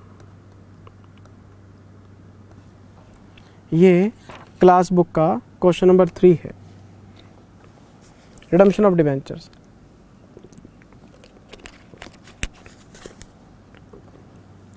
फिर मैं चलते चलते आ गया सर क्वेश्चन नंबर 6 में, और ये हमारा क्वेश्चन नंबर 6 का ए पार्ट है। ये इन्होंने पूछा accounting standard 16 borrowing cost paragraph 4E में से। अब सर 4E तो मैंने आपको बहुत प्यार से विद एग्जांपल डिटेल में समझाया हुआ है सर। 4E में क्या पढ़ा था सर? हमें तो यही नहीं याद AS 16 में क्या पढ़ा था, आप 4E की बात कर रहे हो, ये तो गलत बात है। हमने अकाउंटिंग स्टैंडर्ड 16 में पढ़ा था कि क्वालिफाइंग एसेट्स की कॉस्ट में बोरोइंग कॉस्ट कैपिटलाइज होती है, और अगर उसका रिलेशन क्वालिफाइंग एसेट के साथ नहीं है तो वो प्रॉफिट एंड लॉस में चार्ज होती है। तो उसमें हमने पैराग्राफ 4 ही पढ़ा था कि अगर हमने फॉरेन करेंसी लोन लिया है तो वो फॉरेन बैंक से लिया है, क्योंकि वहाँ पे ब्याज कम था। लेकिन जब हम फॉरेन करेंसी में लोन लेते हैं तो एक्सचेंज फ्लक्चुएशन भी होते हैं। अगर इंडिया में लोन का रेट हाई है, फॉरेन बैंक का लोन का रेट कम है, तो आपको ब्याज की बचत होगी, लेकिन दूसरी तरफ आपको एक्सचेंज लॉस होगा। तो मैंने क्लास में आपको ये बताया था कि अगर आप इंडिया से लोन लेते तो भी आपको इंडियन इंटरेस्ट कैपिटलाइज करने की परमिशन होती। तो AS 16 ये कहता है कि आपने जितना ब्याज बचाया है आप वो नोशनल सेविंग निकाल लो, और नोशनल सेविंग का कंपैरिजन कर दो एक्सचेंज लॉस के साथ जो लोन पे हुआ है आपका। तो जितना आपने ब्याज बचाया है इतना एक्सचेंज लॉस आप क्वालिफाइंग एसेट की कॉस्ट में कैपिटलाइज कर सकते हो, ये मान के कि अगर आपने इंडिया से लोन लिया होता तो भी तो ब्याज कैपिटलाइज करते, लेकिन नोशनल सेविंग से ज़्यादा एक्सचेंज लॉस कैपिटलाइज नहीं हो सकता। तो मैंने आपको एक शॉर्टकट बताया था कि कैपिटलाइज करने वाली फिगर कैसे निकालते हैं। Notional saving exchange loss which ever is lower, ये कैपिटलाइज कर सकते हो आप। एक और केस बताया था कि मान लो नोशनल सेविंग आपकी ज़्यादा है, एक्सचेंज लॉस आपका कम है, तो फिर हम तो अकाउंटिंग एक्सचेंज लॉस की कर रहे हैं, तो सारा एक्सचेंज लॉस कैपिटलाइज कर लो। नोशनल सेविंग आपकी कम है, एक्सचेंज लॉस ज़्यादा है, तो नोशनल सेविंग तक तो कैपिटलाइज हो जाएगा, उसके ऊपर वाला P&L में डाल दे। ये पूरी बात आपको मैंने क्लास में 4E में समझाई थी, आपको याद होनी चाहिए। और बोरिंग कॉस्ट का रिविजनरी वीडियो भी दिया हुआ है। पहले तो बच्चे को प्यार से पढ़ाया, फिर बच्चे की प्यार से हमने क्वेरीज ली, RTP दिए, MTP दिए, रिविजनरी वीडियो दी। अभी भी बच्चे को डाउट है, मैं क्या कर सकता हूँ आप बता दो। इससे ज़्यादा तो कुछ हो ही नहीं सकता। अब लॉजिकली तो रिवीजन बच्चे को खुद करनी चाहिए। अकाउंट्स में कैसी रिवीजन करा देगा टीचर? प्रैक्टिस है, क्वेश्चंस की प्रैक्टिस आपको करनी चाहिए। टीचर डाउट तो सॉल्व कर सकता है। अरे 90% तो टीचर क्वेरीज ही नहीं लेते, इनसेंसिटिव है। पेन ड्राइव दी, उसके बाद जय श्री राम। पर मैं तो अपना ईमानदारी से बच्चे की क्वेरी आती है उसका जवाब देता हूँ। जिस बच्चे ने क्वेरी भेजी है उसको जवाब मिला है, सेकंड डे, थर्ड डे। और मैं हमेशा कहता हूँ कि आप डाउट को अपडेट ना करें और 3 क्वेरीज इकट्ठी भेज दें, उसका रिप्लाई ले लें, फिर अगली 3 भेज दें, उसका रिप्लाई ले लें। अब ये सर 4E का क्वेश्चन है, मैं आपको फटाफट से यहाँ पे कैलकुलेशन बता देता हूँ, रफ कैलकुलेशन इसकी जो बनती है, 2 मिनट का काम है। ये देखो आप, इन्होंने $10 लाख का लोन लिया है जी। कब लिया है? In the beginning of year. बहुत बढ़िया। बताओ जी इसका रेट कितना है? 4% रेट है। तो $10 लाख हैं, 4% इसका रेट है, तो $40,000 का आपको ब्याज देना पड़ेगा। और इंटरेस्ट की पेमेंट कब करनी है जी? साल के एंड में करनी है। कोई बात नहीं। तो साल के एंड में क्या रेट चल रहा है? साल के एंड में रेट चल रहा है 62 का। बहुत बढ़िया। और जब हमने लोन लिया था तब क्या रेट था? तब रेट था 56 रुपये का। तो अगर आप मुझसे सबसे पहले पूछें कि जिंदल सर एक्सचेंज लॉस कितना हो गया, तो मैं आपको कैलकुलेशन ऑफ एक्सचेंज लॉस बताना चाहता हूँ on foreign currency loan at balance sheet date. Loan at closing rate. Loan monetary item होता है, क्लोजिंग रेट में कन्वर्ट करना होता है हमने। बच्चे को पता है, AS 11 पढ़ लिया, AS 16 पढ़ लिया हमने। Loan at closing rate. $10 lakh है, 10 लाख USD है, 62 का रेट है, तो 6 करोड़ 20 लाख रुपए की इसकी वैल्यू बनती है। अगर $10 लाख हो, 62 का रेट हो, 6 करोड़ 20 लाख रुपए। लोन एट एक्चुअल रेट, हमने लोन लिया कितने का था? 10 लाख USD, 56 रुपये का, तो 5 करोड़ 60 लाख रुपए का लोन लिया था आपने। एक्सचेंज लॉस बताओ कितना हुआ? एक्सचेंज लॉस हो गया आपको 60 लाख रुपए का। ये तो आप वैसे ही बता सकते हो, 6 रुपये का डिफरेंस है।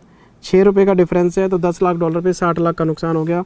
अब हमें ये देखना है कि 60 लाख रुपए का जो एक्सचेंज लॉस है, ये क्वालिफाइंग एसेट में कैपिटलाइज हो सकता है कि नहीं हो सकता, as per paragraph 4E।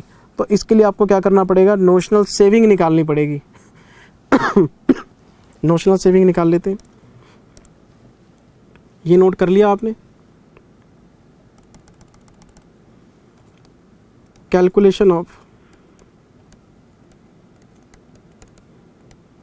Notional saving in interest. अगर हमने लोन इंडिया से लिया होता तो क्या ब्याज होता, फॉरेन में क्या ब्याज है?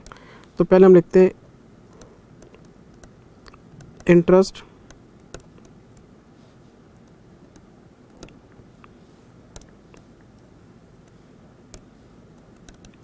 इफ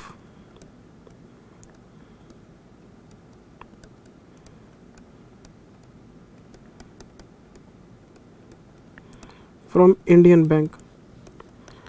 हमने 10 लाख USD का लोन लिया था, उस दिन 56 रुपये का रेट था, तो मुझे 5 करोड़ 60 लाख रुपए की ज़रूरत थी। तो अगर ये 5 करोड़ 60 लाख रुपए मैंने इंडियन बैंक से लिए होते तो और 10.5% मैंने इस पर ब्याज पे किया होता, ये रहा 10.5% इंडियन बैंक का रेट है, तो 5 करोड़ 60 लाख रुपए, इसका 10.5%, तो मैंने 58,80,000 रुपये का ब्याज दिया होता। एक्चुअल इंटरेस्ट में कितना दे रहा हूँ? 10 लाख USD इंटू 4% इंटू 62, क्योंकि साल के एंड में ब्याज दे रहे हैं, तो $40,000 इंटू 62, मैं 24,80,000 रुपये का ब्याज एक्चुअल में दे रहा हूँ। मेरी सेविंग कितनी हो गई है? 34 लाख रुपए की सेविंग है मेरी। बस अगर मैं इंडिया से लोन लेता तो भी मेरे को इतना ब्याज कैपिटलाइज करने की परमिशन होती, पर मैंने 34 लाख रुपए बचा लिए। अरे 34 लाख रुपए का ब्याज तो बचा लिया, मतलब सेविंग आपकी है 34 लाख की और एक्सचेंज लॉस आपका था 60 लाख का। अब मुझे बताओ, क्या हम सारे का सारा एक्सचेंज लॉस कैपिटलाइज कर सकते हैं? Answer is no. आप क्या कर सकते हो, इस एक्सचेंज लॉस में से 34 लाख रुपए का एक्सचेंज लॉस कैपिटलाइज हो सकता है और बाकी का जो 26 लाख का एक्सचेंज लॉस है वो P&L में डलेगा, क्योंकि 34 लाख का ब्याज बचाया आपने, तो उतना ब्याज आप और कैपिटलाइज कर लो। तो आप इसमें क्या करोगे, आप एंट्रीज दिखा सकते हो, exchange loss debit 60 lakh rupees, to foreign currency loan 60 lakh rupees. Second entry में qualifying asset debit 34, P&L debit 26, to exchange loss 60। मैंने ये एग्जांपल्स कराए हुए हैं आपको बेटे क्लास में, ये इन्होंने क्लास का एग्जांपल उठा के दे दिया आपको। और अगर आपसे कोई पूछे कि टोटल कितना कैपिटलाइज हो गया, तो आप बता सकते हो कि एक तो हमने 24,80,000 का ब्याज कैपिटलाइज कर लिया, 34 लाख का ये कैपिटलाइज कर लिया, तो टोटल ये कैपिटलाइज कर सकते हो। ये टोटल कैपिटलाइजेशन वैल्यू है। 24,80 का ब्याज, 34 लाख का एक्सचेंज लॉस, तो टोटल 58,80,000 आपने कैपिटलाइज कर लिया है, बाकी के 26 लाख आपने P&L में डाल दिए। ये क्वेश्चन है। और क्लास का एग्जाम्पल खोलेंगे, ये एग्जाम्पल था।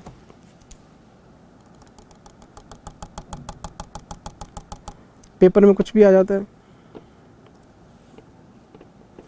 क्वेश्चन की रिक्वायरमेंट क्या है, कहते बताओ बोरिंग कॉस्ट कितनी है। तो बोरिंग कॉस्ट आपकी हो गई 58,80,000। आप लिखोगे interest 24,80, other cost 34 lakh. Other cost क्या है, एक्सचेंज लॉस, क्योंकि पैराग्राफ 4E का जो एक्सचेंज लॉस है वो अदर कॉस्ट में आता है।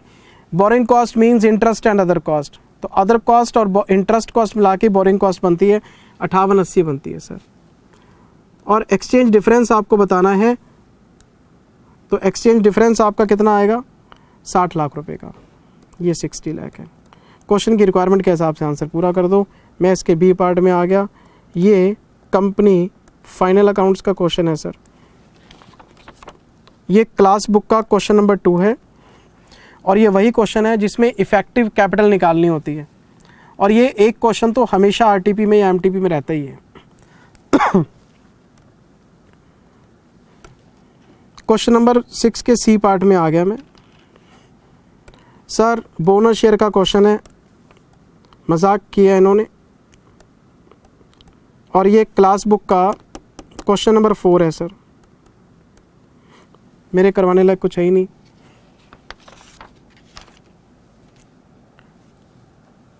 मैं आ गया सर क्वेश्चन नंबर 6 के डी पार्ट में। ये क्वेश्चन नंबर 6 का डी पार्ट है। क्या पूछ रहे हैं, कहता आप हमें बताओ कि ऑपरेटिंग है, इन्वेस्टिंग है, फाइनेंसिंग है या कैश इक्विवेलेंट्स हैं। आपको क्लासीफाई करना है, तो कोई बात नहीं, operating, investing, financing, cash equivalents. सबसे पहले है कैश फ्रॉम ट्रेड रिसीवेबल्स, लो जी operating. Highly liquid marketable securities, cash equivalent. Purchase of investment, investing. Proceed from loans, financing. Wages and salaries, operating. Bank overdraft, financing. Purchase of goodwill, investing. Interim dividend paid, financing. Short term deposit, अब ये नहीं बताया deposit लिए हैं कि दिए हैं। अगर डिपॉजिट दिए हैं तो इन्वेस्टिंग है। मैं इसको, अब ये बैंक का क्वेश्चन तो है नहीं, डिपॉजिट क्या लेगा, डिपॉजिट देने की बात मान लेते हैं। डिपॉजिट गिवन है, ये बैंक होता तो डिपॉजिट ले सकता था। Investing. Under writing commission paid, under writing commission share capital पे जाता है, डिबेंचर्स पे जाता है, फाइनेंसिंग में जाएगा ये 10। लो जी क्वेश्चन खत्म हो गया, आगे बढ़ते हैं। अब क्या रह गया, हायर परचेज का क्वेश्चन है जी। आपको कैश प्राइस निकालना है। अच्छा 12,000 की तो डाउन पेमेंट है और 3 इंस्टॉलमेंट है 12,000 के, 8% रेट है। Third instalment 12,000, 108 into 100,